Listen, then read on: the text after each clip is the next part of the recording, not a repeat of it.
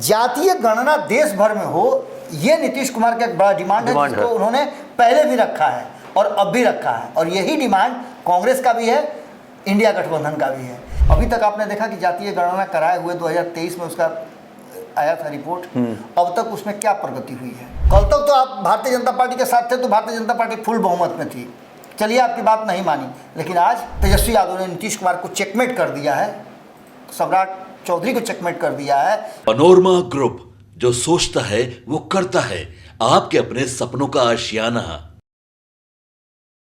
नमस्कार, आप देख रहे हैं भारत लाइव। भारत लाइव में जांच पड़ताल के विशेष कार्यक्रम में आज हम चर्चा करेंगे बाबा के साथ, तो क्या नीतीश तेजस्वी 2025 में फिर हाथ मिलाएंगे, एक साथ आने वाले हैं? क्योंकि 2025 में बड़े उठापटक की सुगबुगाहट तेज है या उसकी तैयारी भी है।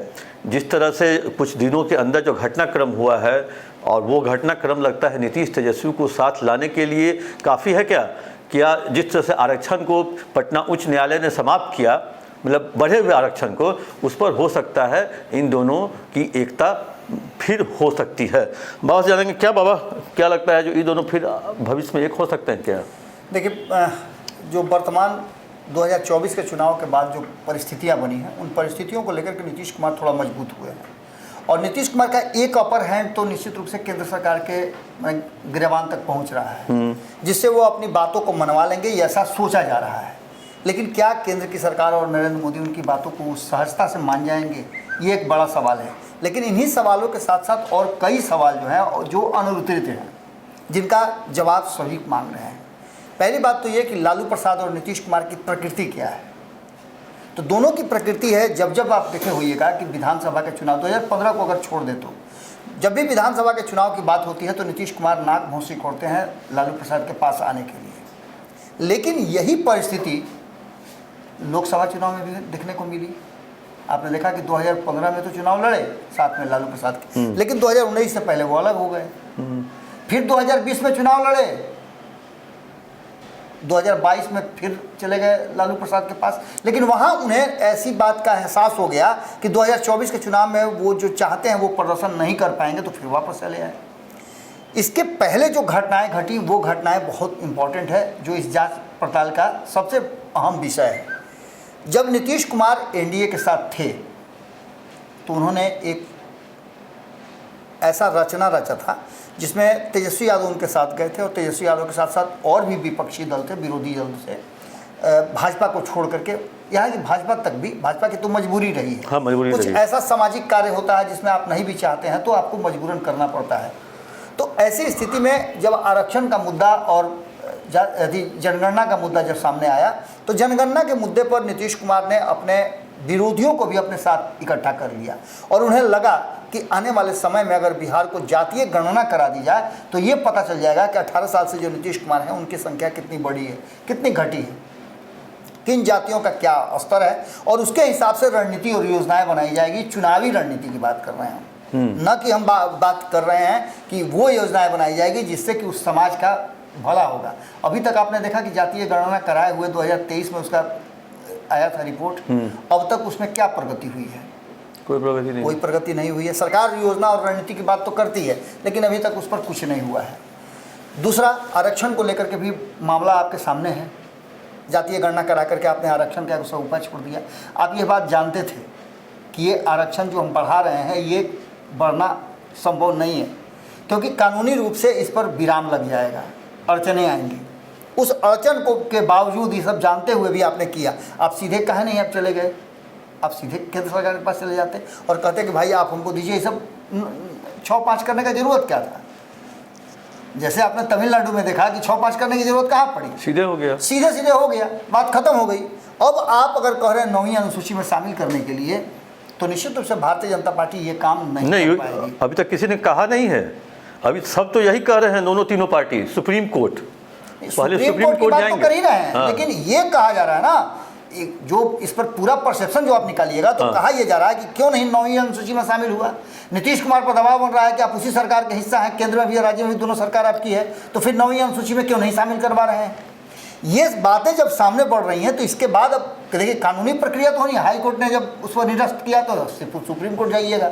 वो तो एक कानूनी प्रक्रिया है जिसके तहत ये निर्बाध गति से चलता रहेगा, लंबा खिंचता रहे। लेकिन सबसे बड़ी बात यह है कि इन मुद्दों पर कहीं ना कहीं नीतीश कुमार और लालू प्रसाद एक जगह आकर के कहीं ना कहीं टच कर रहे हैं। जहाँ से आप देखिए है कि ट्रेन को देखें ना, जब ट्रेन जाती है तो सीधे पटरी पर जाती है, स्टेशन पर आते हुए ऐसे घूम जाती है, अब फिर जाकर के स्टेशन पर पहुँचती है, क्योंकि बाकी जगह चलने के लिए 2 ही पटरियाँ हैं, लेकिन स्टेशन पर आने पर कई पटरियाँ घूम करके वो अपने गंतव्य पर आती है और फिर जाकर के वहीं पहुँच जाती है, फिर उसी पटरी पर जाती है, नहीं कि इधर वाली पटरी पर तो उधर चल जाती है। स्टेशन के आउटर पे एक रहता है पुली टाइप का, उसको खींच करके फिर ट्रेन को ट्रैक पे लाया जाता है। तो नीतीश कुमार के पास भी वो पुली है जो चलते तो 2 पहिए पर हैं, समझे, लेकिन जब स्टेशन पहुंचते हैं ना तो अपना रास्ता बदल करके स्टेशन पे आकर के खड़ा हो जाते हैं और वहाँ इंतजार करते हैं कि कौन कौन पैसेंजर चढ़ा, तो अगले स्टेशन से बाहर निकलेंगे तो वहाँ फिर कर लेंगे। अब जो ये वर्तमान परिस्थिति बनी है उसमें कई मुद्दे सामने आए। एक तो नीतीश कुमार पर यह दबाव है कि आपके पास अभी पावर है तो बिहार को विशेष राज्य का दर्जा क्यों नहीं दिलवा रहे हैं, और किस बात का सोच रहे हैं। कल तक तो आप भारतीय जनता पार्टी के साथ थे तो भारतीय जनता पार्टी फुल बहुमत में थी, चलिए आपकी बात नहीं मानी, लेकिन आज तो आपके बहुमत पर है, आज आपके बहुमत पर है तो भाई दिलवाइए। तो सबसे पहला ये एक पॉइंट जो है जहां आकर के खड़ा होता है। दूसरा, इस पर नीतीश कुमार काम करना भी शुरू कर चुके हैं, क्योंकि कई ऐसे मुद्दे आए हैं जब उन्होंने नरेंद्र मोदी के सामने अपने भाषण में इशारों में बहुत सारी बातें कह दी हैं। एक तो जब प्रधानमंत्री के लिए उनको समर्थन दे रहे थे तब उन्होंने कहा कि बिहार में जो काम नहीं हुआ है होना है वो तो होबे करेगा, करबे नहीं कीजिएगा, सब तो आप जानबे करते हैं, सब तो आप जानते ही हैं। उसके बाद नालंदा में भी आए तो उन्होंने क्या कहा कि देखिए यूपीए सरकार ने बिहार को क्या क्या दिया, अब आपकी बारी है, यहाँ भी इशारा उन्होंने कर दिया। इसके अलावे आरक्षण की बढ़ोतरी वाला जो मामला है ये तो बहुत गंभीरता से चल रहा है, और ये मामला नीतीश कुमार ने तब किया था जब तेजस्वी के साथ थे, और भाजपा उस समय भी विरोध तो नहीं कर रही थी लेकिन समर्थन भी नहीं कर रही थी। जैसे शराबबंदी में भाजपा ने विरोध भी नहीं किया और समर्थन भी नहीं किया। आज भले ही सम्राट चौधरी नीतीश कुमार के साथ हों और कहें कि नहीं इसकी कानून की लड़ाई हम अंतिम समय तक लड़ेंगे, इस कानून की लड़ाई प्रेम कुमार कहते हैं तो अंतिम समय तक लड़ेंगे, वो किस लिए कह रहे हैं, क्योंकि उनको भी लगता है कि हमको कुशवाहा वोट चाहिए, उधर प्रेम कुमार को लगता है हमको चंद्रवंशी का वोट चाहिए। उम्र के अंतिम पड़ाव पर चल रहे हैं, मंत्री बने हुए हैं, पैर से चला नहीं जा रहा है, फिर भी उनको आगे अभी चुनाव लड़ने और जीतने की लगी हुई है होड़। तो ये देखिए राजनीतिक लोग हैं और ये कब पाला बदल दें कोई ठिकाना नहीं है। नीतीश कुमार कहीं ना कहीं जाकर के मैचअप कर रहे हैं, जहां एक तो आप सबसे पहले देख लीजिए आरक्षण वाली बात, उसके बाद नीट वाली बात पर आ जाइए आप। नीट वाली बात में नीतीश कुमार, भले ही कहा जा रहा हो कि नीतीश कुमार के राज्य में भी उसके तार जुड़े हुए हैं, लेकिन इसमें सबसे बड़ा नीतीश कुमार का डायरेक्ट नाम नहीं आ रहा है, लेकिन इनडायरेक्ट रूप में कहीं ना कहीं इन्वॉल्व हो रहे हैं।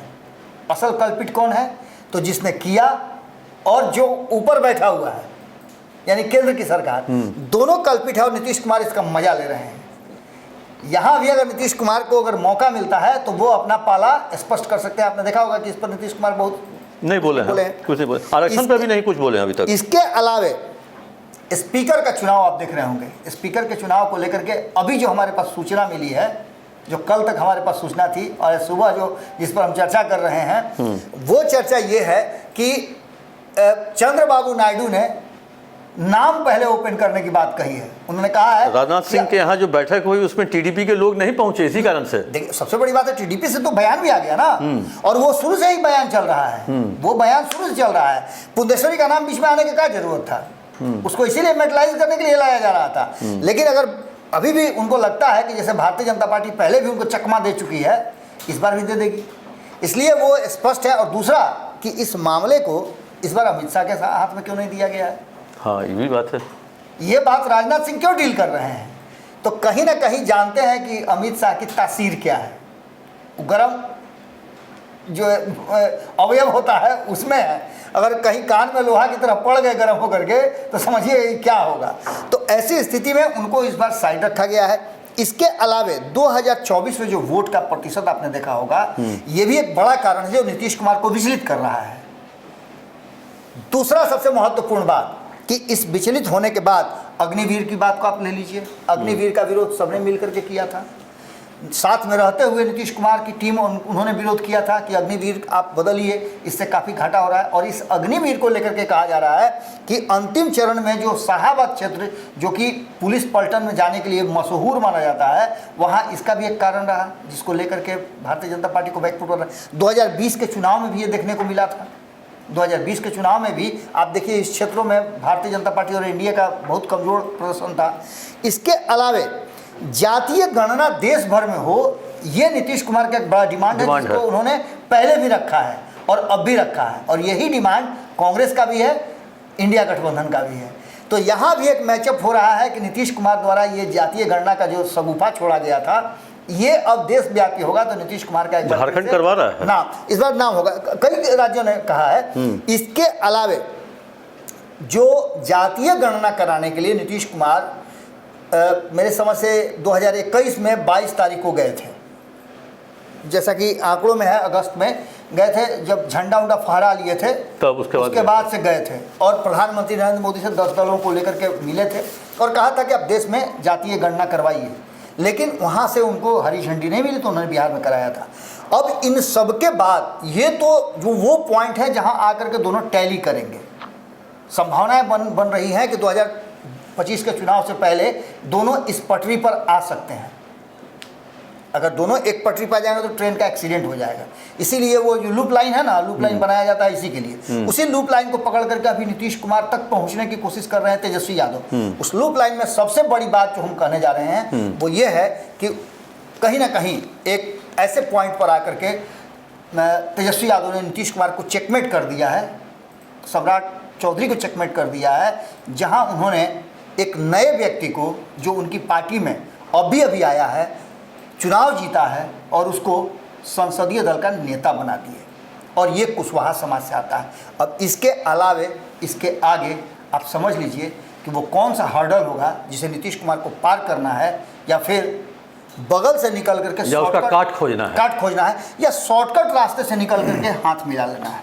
कभी कभी आप देखे हैं ना, एक बड़ा पुराना एक तस्वीर कहीं कहीं आप देखिएगा वायरल होते नज़र आता है, सोशल मीडिया पे खूब चलता है, कि दो प्रेमी प्रेमिका अगल बगल में बैठे रहते हैं और तीसरा प्रेमी जो है पीछे रहता है, एक हाथ प्रेमी के साथ और पिछला हाथ जो है सोशल मीडिया वो अपने दूसरे प्रेमी के साथ रहता है। सोशल मीडिया पे खूब वायरल होता है। तो नीतीश कुमार ऐसे ही एक हाथ जो है हमेशा ओपन रखते हैं कि चाहे वो किसी से भी मिला, गला मिलते समय दूसरे से हाथ मिला लें।